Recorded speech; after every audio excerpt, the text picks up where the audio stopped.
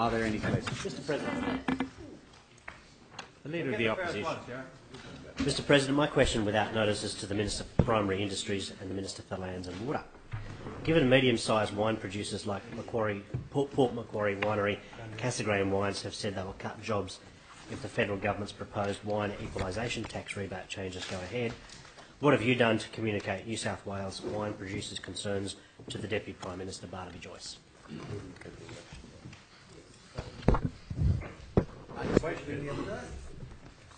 Mr. President, I thank the Leader of the Opposition for his question, and certainly when it comes to our wine growers here in New South Wales, one of the things that I have been able to do to talk to the federal government, particularly my counterpart, the Honourable Barnaby Joyce, has been around how we can actually broaden and talk the conversation about products that are here from New South Wales and particularly Australia, and how we can start to send that message around providence and be very happy to inform the consumer about where our food comes from. And in this case, when the member's talking about wine, the wet tax is something that many wine producers have had a number of issues with over the years.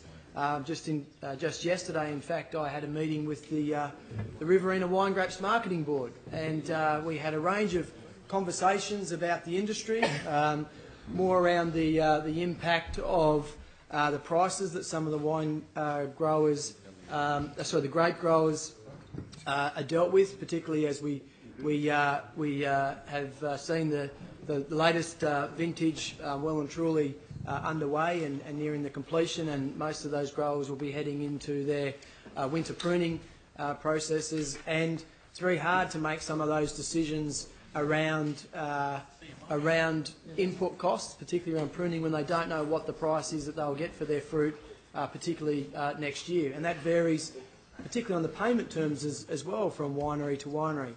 So from that meeting yesterday, there were a number of issues that were raised by those grape growers.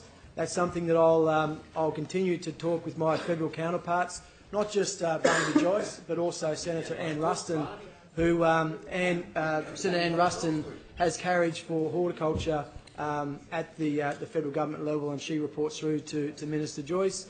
So I'll continue to have those conversations and add issues around the wet tax with those other issues in relation to the payments, and also around I guess the inconsistencies that we do see from different parts of not only New South Wales but the country when it comes to the relationship between our wine producers, who in New South Wales produce a fantastic product, a product that we all should be very proud of.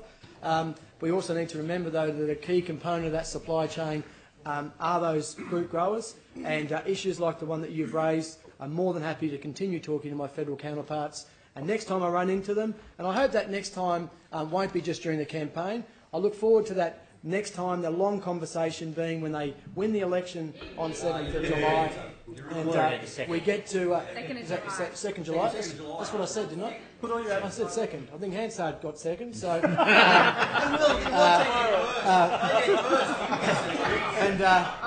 whatever it is.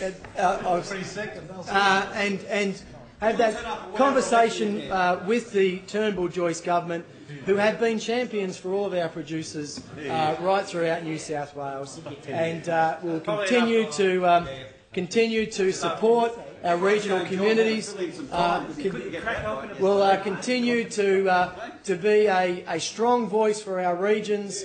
Continue to stand up for our producers, and whether it's our wine producers around Port Macquarie, whether it's in the Riverina, whether it's in the New England, whether it's around that cool climate, Pinot country around Lake George, they'll be a strong advocate and a strong voice.